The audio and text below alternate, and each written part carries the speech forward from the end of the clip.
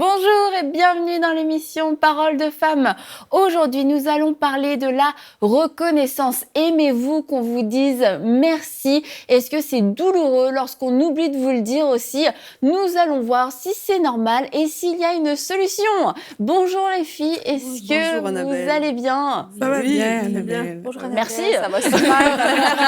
Et nous avons Nadine aujourd'hui. Bonjour Nadine. Bonjour Annabelle, bonjour à toutes. Bonjour Nadine. Tu vas bien? Oui, ça va très bien, Oui, merci. bon, ça fait un petit moment qu'on t'a pas vu. Je pense que plusieurs te connaissent déjà, mais au cas où, nous allons te représenter. Donc Nadine, tu es de la région de Montréal. Tu es avec ton mari, tu fais partie de l'équipe pastorale dans l'église de la Citadelle, c'est ça, à Montréal, Oui. Depuis quelques années maintenant. Oui, en fait, je soutiens mon mari dans son travail. Il est pasteur assistant à la Citadelle à Montréal. Et puis, on est mariés depuis 15 ans déjà, 3 enfants, voilà. Voilà. Super. Donc aujourd'hui, on va parler de la reconnaissance tout ensemble. On va voir, comme je disais, est-ce que c'est un problème d'aimer la reconnaissance? Est-ce un problème d'apprécier lorsqu'on nous dit merci? Qu'est-ce que vous en pensez, vous? Mais déjà, je peux dire que la reconnaissance en soi n'est pas mauvaise. Reconnaître les qualités de quelqu'un, reconnaître le travail que quelqu'un fait, reconnaître les bonnes choses, les bonnes actions n'est pas mauvaise en soi. Donc, nous-mêmes aussi, nous sommes appelés à reconnaître ce qui est bien chez les autres. Donc, ça, c'est très important de ne pas passer outre quelque chose que quelqu'un fait de bien, mais où est-ce que le bas blesse, où est-ce que ça devient dangereux, c'est lorsque nous-mêmes, nous avons besoin que les autres reconnaissent ce que nous faisons. Nous avons besoin que nos actions soient reconnues tout le temps. Et nous utilisons cette reconnaissance comme même un motivateur, un facteur de motivation pour nos actions. Et c'est là que ça devient dangereux. Parce qu'on peut aussi faire un petit rapprochement entre la reconnaissance et la politesse sans aller dans des grandes profondeurs. Je veux dire, juste le fait de dire merci. Quelquefois, tu laisses passer un piéton et puis il ne te regarde pas, alors que tu aurais pu le renverser, tu vois. Mais tu as choisi de le laisser passer. Et là, ils ne viennent pas te dire merci. Oui, je sais, la reconnaissance... je trouve que c'est un moteur pour la joie dans la vie aussi. Oui. Quand on est reconnaissant de ce qu'on a, de ce que les gens font pour nous, je trouve que ça apporte beaucoup de joie. Mais comme tu dis aussi, à l'extrême où on a absolument besoin de nous-mêmes recevoir cette reconnaissance. Donc, je pense que cette émission, cette série, ça va être bon pour établir... l'équilibre. L'équilibre, parce qu'il y en a qui n'ont pas de reconnaissance du tout dans leur culture. Oui. Hein? On parle de politesse. Pourquoi est-ce que la politesse a été inventée par l'homme? Pourquoi? Parce que j'imagine que ça fait plusieurs milliers d'années, il n'y avait pas de bonjour, s'il vous plaît, merci, je vous en prie. Oui. Mais pourquoi est-ce qu'on a fait ça? C'est parce que ça rend les rapports humains beaucoup plus doux et plus faciles.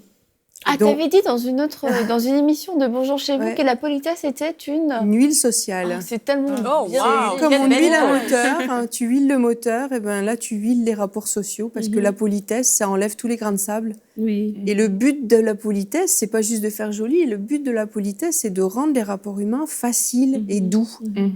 Et quand on s'applique à être poli, on travaille à nos rapports sociaux. Donc, la reconnaissance, le premier stade, comme tu disais, de la reconnaissance, c'est un facteur de politesse. Merci. Merci, je suis reconnaissant. Merci pour ce que tu fais. Merci de m'avoir laissé passer devant toi. Merci. Merci. Juste merci. Oui. Et ce mot-là, c'est juste la base. Et puis, c'est son premier rôle, c'est de faciliter les rapports sociaux. Et on voit que l'opposé, de toute manière, de la reconnaissance, ça va être quand même l'ingratitude. Et l'ingratitude, c'est cette capacité naturelle à ne pas remercier, à ne pas avoir ce cœur de reconnaissance. Et lorsqu'on n'a pas ce cœur de reconnaissance, en fait, dans les petites choses de tous les jours, bon, on va éviter les généralisations, mais les généralités, mais est-ce qu'on a ce même rapport finalement avec Dieu comme tout m'est dû? Est-ce que j'ai besoin de dire merci pour le souffle de vie? Je me réveille le matin, bah ouais, je suis encore vivant.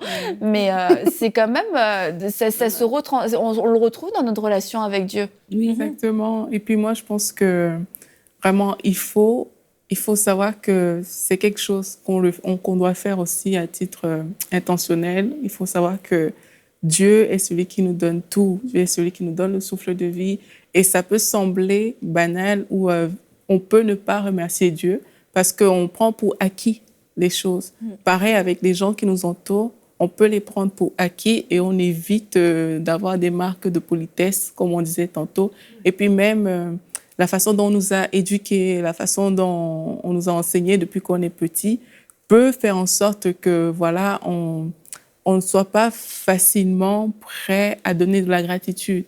Mais c'est un besoin, comme on a dit, légitime. Il faut être reconnaissant.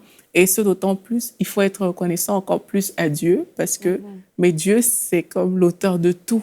Et ce n'est pas un acquis. Ce n'est pas un acquis de se réveiller le matin. Ce n'est pas le réveil qui nous réveille le matin. C'est vraiment parce que Dieu l'a fait. Et ça ne coûte rien d'être reconnaissant. Ce n'est pas quelque chose qui nécessite un effort particulier. Il faut juste exprimer sa reconnaissance. Quelquefois, ça demande un effort quand même. Mais ça dépend avec qui. Ça dépend avec...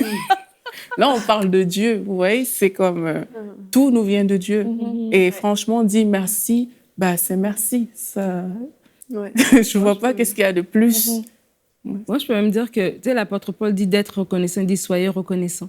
Et quand on est reconnaissant à Dieu, tout d'abord, comme tu le dis, Aurélie, mais quand on est reconnaissant autour de nous, je crois que ça crée même en nous un cœur humble. Ça ouvre nos yeux pour voir tout ce qu'on a. Ça enlève l'ingratitude, ça enlève des fois même la mauvaise humeur.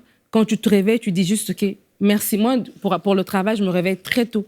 Et en hiver, il n'y a rien de plus désagréable que quand tu es bien au chaud sous tes couvertures, puis il est 5h, il est 5h15, il est 5h20 parce que j'ai 3 réveils.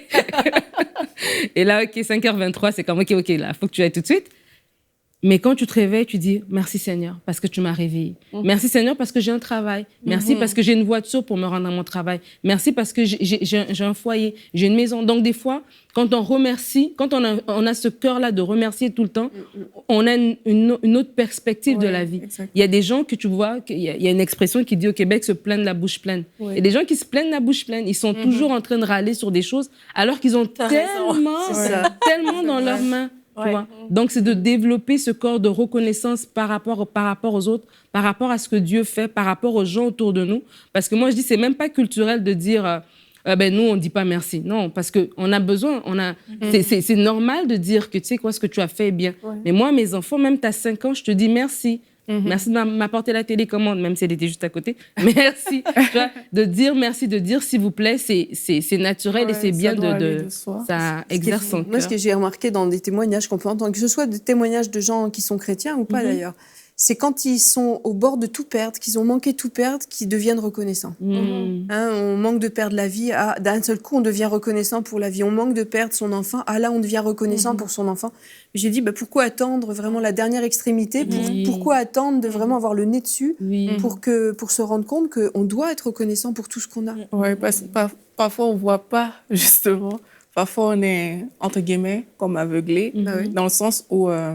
les choses qu'on a de façon naturelle, c'est des choses pour lesquelles on n'a pas souvent tendance à être reconnaissant. Parce que le fait de les avoir, c'est une norme. C'est normal qu'on les a. Et on ne réalise pas qu'il y a des personnes autour de nous qui ne les ont pas, ces choses-là. Du coup, on prend ça pour des acquis et on oublie parfois très vite que c'est une grâce d'avoir ces choses-là dans notre vie. Et on oublie de remercier Dieu pour ces grâces-là. Pourtant, le fait de voir le soleil, il y a des gens qui ne peuvent pas le voir. Le fait de pouvoir voir que, OK, ce tapis a plusieurs couleurs, le fait juste de vivre dans le milieu dans lequel Dieu nous a placés, quel qu'il soit, mais pour chaque chose, on doit pouvoir être à même de dire merci Seigneur. Et comme Nadine a dit, la perspective est complètement différente quand on se place sous cet angle-là, parce qu'au lieu de regarder aux choses mauvaises, au lieu de regarder à ce qui aurait pu bien se passer, notre regard est focalisé sur les choses positives et ça nous rend nous-mêmes positifs, ça nous rend de meilleures personnes que d'être reconnaissants finalement. Aurélie.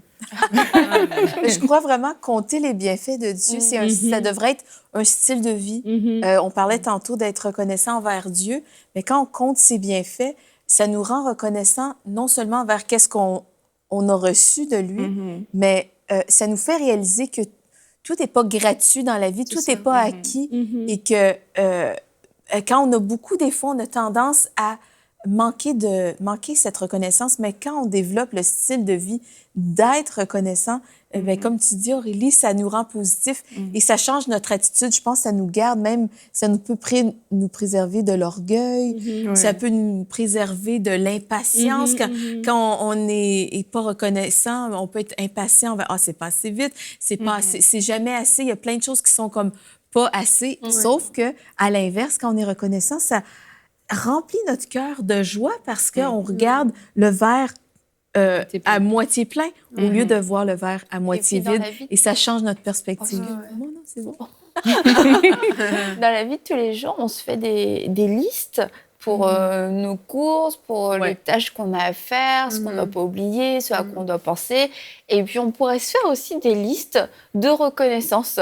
Et ça t'intéresse, une liste de reconnaissance.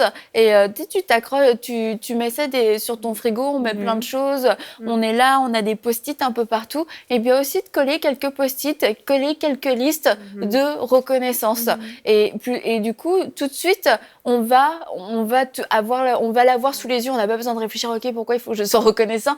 C'est comme, ah oui, c'est vrai, je suis reconnaissant. J'ai une maison, c'est cool. J'ai du chauffage, c'est super. Il fait froid, mais j'ai du chauffage et je suis au chaud chez moi. J'ai de l'eau chaude. J'ai de l'eau chaude, oui. Mais ça, comme tu disais, Anne, tout à l'heure, c'est quand on l'a pas que d'un seul coup, on se rend compte à quel point c'était formidable de l'avoir. Et comment... Il y avait eu il y a souvent des vidéos qui circulent un petit peu sur Internet par rapport à la reconnaissance, mais il y avait un post qui avait circulé. C'était plutôt que de te dire, ah, j'ai plein de lessive à faire. Ah, ça veut dire que tu as des machines à laver. J'ai de la vaisselle à faire. Ça veut dire que tu avais de la nourriture à manger. Et tu te dis, bon, bah, c'est vrai, finalement, tout ce qui était une corvée devient une source de reconnaissance et une source de joie. Et dans cette première émission, c'était un peu savoir quel est mon rapport par rapport à la reconnaissance. Est-ce que la reconnaissance fait partie de ma vie? Et tu disais, compte les bienfaits de Dieu, ça doit devenir un style de vie. Et est-ce que, je vous pose la question à vous, est-ce que la reconnaissance fait partie de votre style de vie? Et là, on avait commencé l'émission en parlant, est-ce que tu aimes bien qu'on te dise merci, qu'on t'encourage, etc. Mais la Bible nous dit qu'il y a plus de plaisir à donner qu'à recevoir. Donc, si on veut de la reconnaissance, on va d'abord en donner. La première personne à qui on peut en donner, c'est à Dieu. Amen. Première chose à faire le matin, une des choses, je pense que c'est une discipline si on se réveille. Puis avant même de poser les pieds en dehors du lit, c'est de reconnaître que Dieu est là, que Dieu est présent, puis juste dire merci. Je me suis réveillée, t'es mon souffle de vie. Merci pour mon mari, ma famille, mes enfants, ma maison. Merci pour la journée. Merci pour la vie, en fait, parce que c'est ça, il y en a qui sont peut-être dans des saisons où est-ce qu'ils passent pas des temps difficiles et puis tout que j'ai rien à dire merci, ma maison va être reprise par la banque ou j'ai même pas de maison puis j'habite, je sais pas moi, dans un coin de rue chez des amis. Mais merci pour la vie. Pour la vie. Mais moi, merci pour la vie. Juste ça, déjà, c'est tout. Je pense que quand on réalise, parce que moi, c'est comme ça que je fais quand je veux vraiment manifester la reconnaissance, c'est que j'essaie de réaliser qu'il y a des personnes qui ne sont pas dans la situation dans laquelle je suis et qui aimeraient tellement être là, à ma place. Donc, du coup, manquer de reconnaissance, même si c'est une situation qui semble nous dépasser complètement, mais manquer de reconnaissance, ce serait... tout est grâce, en fait. C'est vraiment ça, comme ça que moi, je vois les choses, c'est qu'il n'y a rien dans notre vie qu'on a qui n'est pas une grâce de Dieu. C'est pour ça qu'on doit vraiment être reconnaissant vis-à-vis de Dieu. Et il y a des personnes qui aimeraient tellement... Je ne sais pas, c'est comme... je vois souvent, c'est comme des scènes dans certains films où il y a une femme qui n'a pas d'enfant, par exemple, elle soupire, « Seigneur, j'aimerais tellement avoir cet enfant têtu. » Et il y a une maman à côté qui est, « Toi, t'es trop têtu. » Et là, on voit ces scènes-là et on se dit, elle aurait aimé avoir un enfant, quel que soit comment il est, ce qu'il est, l'autre, elle est en train de se plaindre d'avoir cet enfant-là.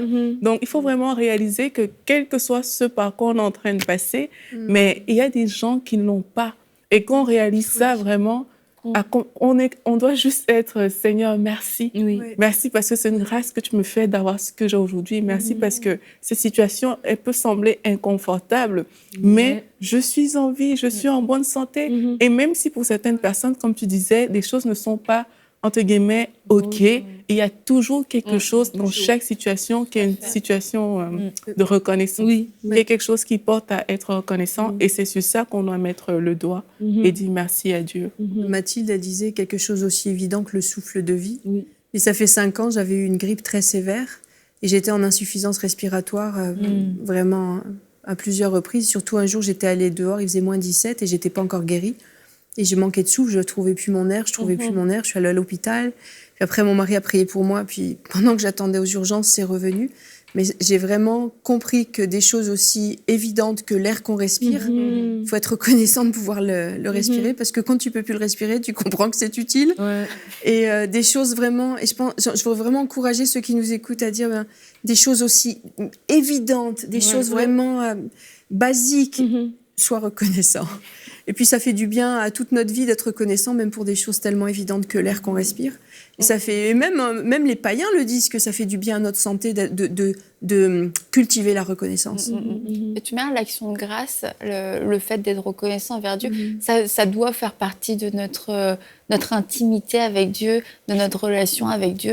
Il nous dit que quand on prie en langue, on rend d'excellentes actions de grâce. Il semblerait qu'on n'arrive pas à rendre d'excellentes actions de grâce avec notre intelligence, tu vois, avec nos paroles, on est limité quand même. Et puis il nous dit, faites de toutes sortes de prières, des supplications, mais comment? Avec des actions de grâce, avec un cœur reconnaissant. Donc c'est sûr, c'est quelque chose qui plaît à Dieu, c'est quelque chose qu'on doit chercher à manifester et à développer. Et aussi, je voulais revenir sur le point, tu t'en parlais, quelqu'un en parlait, une de vous, la reconnaissance, ah oui, c'était toi au début de l'émission, quelquefois on la cherche, on la recherche, c'est un moteur. Et en fait, je pense qu'on peut comparer la reconnaissance à de l'argent. La parole de Dieu nous dit que c'est l'amour de l'argent qui est mauvais, qui est la racine de tous les maux. C'est pas l'argent en soi qui est mauvais. La reconnaissance en soi n'est pas mauvaise, mais par contre, la recherche de la reconnaissance devient mauvaise parce qu'elle va nous pousser, on va le voir tout au cours de cette semaine, à faire de drôles de choses. Quand on veut plaire à tout le monde, ça devient compliqué. Il y a quelques milliards d'individus sur la Terre, donc c'est pas facile de se plier à toutes les exigences de chacun et chacune. Non, on vit dans une société assez exigeante. Ouais, voilà. Les standards ne font que monter. Donc, on peut juste vivre une vie surnaturelle, mais pour Dieu. Et donc, pour en revenir à ce sujet de la reconnaissance, pourquoi l'être humain a ce désir de reconnaissance et cherche à le combler avec des paroles humaines? En fait, c'est ça, c'est que, comme on a dit depuis le début, être reconnaissant, c'est une bonne chose. Recevoir la reconnaissance aussi, c'est agréable. La rechercher, c'est là que ça devient un problème. Et là, c'est si nous recherchons de la reconnaissance, c'est des indicateurs qu'il y a des choses en nous qui sont pas vraiment bien, des choses sur lesquelles on doit travailler. Parce que comme tu dis, si tu m'as rendu un service, tu as fait quelque chose de bien, et je te dis merci Mathilde, c'est parfait. Mais si tu l'as fait parce que tu t'attendais à ce que je dise merci, alors si je t'ai pas dit merci, ça va te blesser, tu vas être frustré, peut-être que tu voudras plus me rendre un service la prochaine fois. Donc c'est là qu'il faut faire la... Tu es en train de régler des comptes. J'aime Mathilde. Donc c'est ça. Donc quand on recherche la reconnaissance, qu'on a besoin des gens qui nous encensent, qui nous flattent, qui nous disent toujours merci, bravo, bravo, bravo, ça peut être décelé, peut-être qu'on a un problème d'estime personnelle.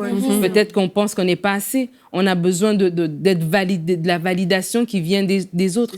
Donc c'est là que ça vient déceler. Peut-être aussi on se respecte pas, on a un problème d'assurance, on est insécure. Donc c'est toutes des choses qui sont des symptômes un petit peu. Quand on recherche la reconnaissance, on voit déjà que si je la recherche trop, il y a quelque chose en dessous qu'il faut aller gratter. T'avais pas un extrait Oui, j'ai lu un livre récemment, Neutraliser la chair, l'ennemi public numéro 1 d'Yvan Castanou, livre qui m'a été offert par Aurélie. Merci Aurélie, je suis reconnaissante de ce cadeau. Est-ce que c'est parce que tu trouvais que Nadine était très charnelle? Je suis pas sûre que je serais reconnaissante pour m'offrir ce livre. J'avais aimé le livre et puis on s'en parlait, puis elle m'a dit elle me l'a offert. Et le pasteur a écrit quelque chose de vraiment pertinent que je trouvais ça s'adaptait à cette émission. Je vais le lire si vous me permettez. Ben oui. C'est la page 50, ça dit ceci. Si dans votre enfance, vous étiez constamment rejeté et qu'à la place de l'affection que vous attendiez, vous avez été nourri de mépris et d'humiliation publique, si l'on vous adressait des paroles blessantes, cassantes, qui dégradaient votre estime personnelle, alors votre oui conservait des passions et des désirs appelés colère, ressentiment, peur d'être rejeté. Et en bombardant votre âme, et ce sont ces agressions de la chair qui ont engendré une faible estime personnelle et qui ont créé en vous un besoin permanent de reconnaissance ou d'appréciation. Et là, il dit, tout devient inconsciemment calculé et vous devenez donc un manipulateur. Même quand vous servez à l'Église, vous ne le faites pas comme un servant le Seigneur, mais pour plaire aux hommes. Vos motivations ne sont pas pures devant Dieu et vous perdez votre récompense devant Dieu. Et puis c'est Éphésiens 6, versets 5 à 8 qui s'est référé là-dessus. J'ai trouvé ça tellement pertinent et tellement vrai. C'est vrai. Et tellement vrai. Toute la base, c'est le motif. Et tellement vrai. Et puis, quand on cherche à plaire aux hommes, et ce besoin de reconnaissance, mais ça nous pousse parfois à marcher dans la dissimulation. Parce que comme tu lis, c'est que de façon inconsciente, on se prépare pour que les gens disent « Ah, mais t'as bien fait ». Mais tu commences à changer ce que tu aurais fait naturellement et ça devient une préparation. On commence à vivre « Ah, est-ce que Anne, elle va bien apprécier? Est-ce que Mathilde va aimer ?» Et du coup, tu changes, toi, ta façon d'être parce qu'il faut que tel me reconnaisse. Il faut que quand je fasse telle chose, on reconnaisse que c'est bien. On fait plus les choses naturellement. On ne fait plus naturellement. Ça dit dans un petit... Si c'est ici, ça dit beaucoup. Donc, quand je disais, on ne fait plus les choses dans le naturel. C'est juste que tout est calculé. Tout devient OK. Est-ce qu'en faisant ça, ça va susciter l'intérêt envers ma personne? Est-ce qu'on va reconnaître que ce que j'ai fait est bien? Et pour moi, c'est dissimuler qui on est, en fait. Parfois, il faut juste être soi-même. Ça peut plaire ou pas. Mais quelquefois, c'est ça, c'est que c'est inconscient. On ne sait pas qu'on est en train qu'on est nourri par ce genre de choses. On se dit, c'est normal. J'ai fait quelque chose et puis personne ne m'a dit merci, donc je vais arrêter de le faire puisque personne ne me dit rien. Et en fait, quand on comprend que la source est beaucoup plus profonde, qu'on a une carence finalement et qu'on essaye de la combler, de toute manière, toutes nos carences qu'on essaye de combler avec les hommes ou avec des choses naturelles ne sont jamais comblées. Et c'est ça qui est en fait dangereux pour nous. C'est parce qu'on va toujours en vouloir plus. Et ça va nous amener loin. Et oui, ça peut nous amener dans une vie de dissimulation, dans une double vie. Ça peut nous amener, on va le voir au cours de la semaine, on va plus en parler, mais vraiment à passer à côté aussi de notre destinée, de notre vie. Et c'est d'avoir conscience, oui, j'ai besoin de reconnaissance et où est-ce que je vais aller la chercher? Parce que franchement, je ne crois pas que ce soit mal que d'avoir besoin de reconnaissance. C'est juste là où on va aller la chercher. Moi, en t'entendant parler, je me dis, mais c'est comme la nourriture. C'est normal de se nourrir. Voilà. On se nourrit et c'est normal et c'est sain de se nourrir. Mais si on a été affamé, là, on va se goinfrer quand la nourriture va arriver. Oui, on mange n'importe quoi. Et quand on a été affamé de reconnaissance, parce que nos parents nous ont méprisés ou piétinés de toutes sortes de moyens, on est affamé de reconnaissance. Et il va y avoir besoin de beaucoup combler ce vide. Et ça devient toxique, ça devient mauvais. Oui, ça devient toxique, Annabelle. Ça devient mauvais quand l'abus devient nocif.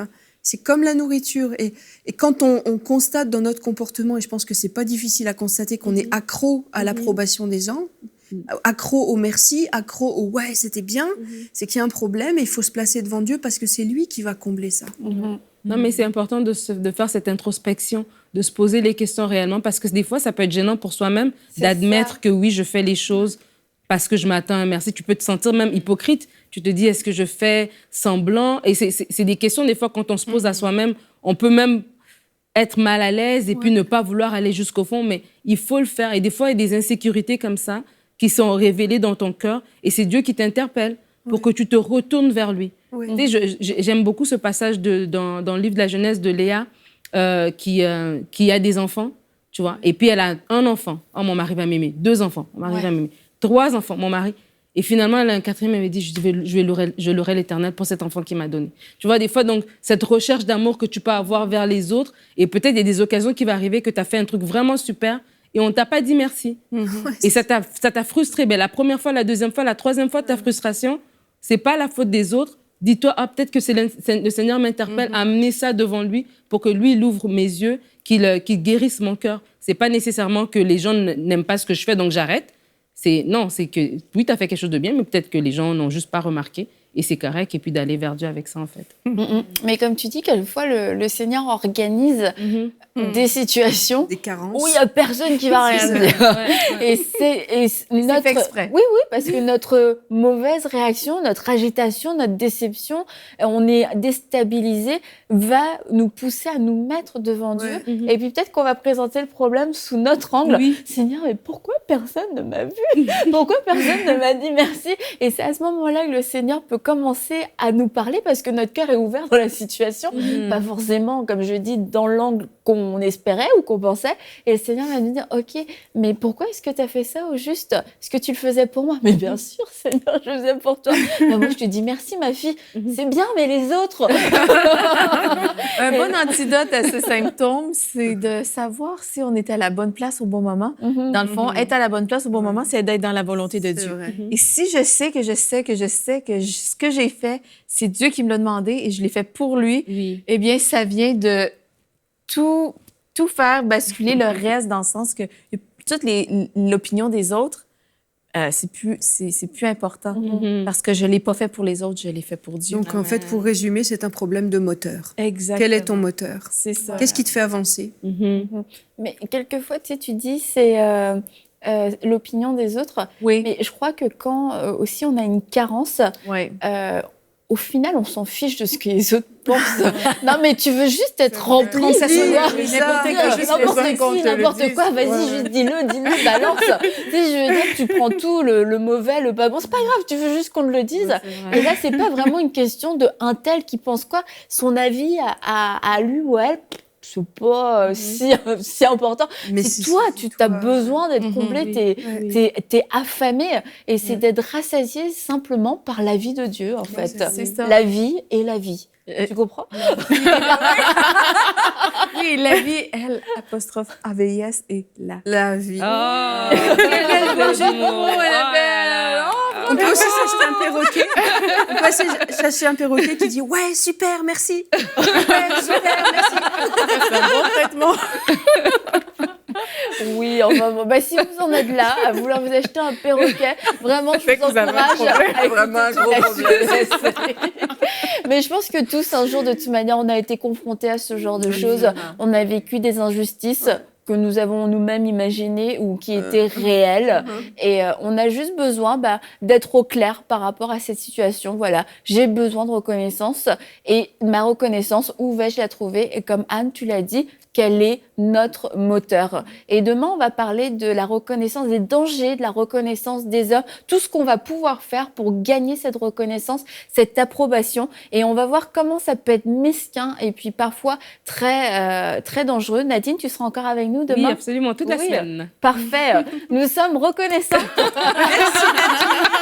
Non, c'est vrai, sincèrement, on est vraiment reconnaissante pour ta présence et pour tout ce que tu vas pouvoir nous apporter tout au long de cette semaine. Et vous aussi, mesdames. Ah, ouf. Dis-le. Merci.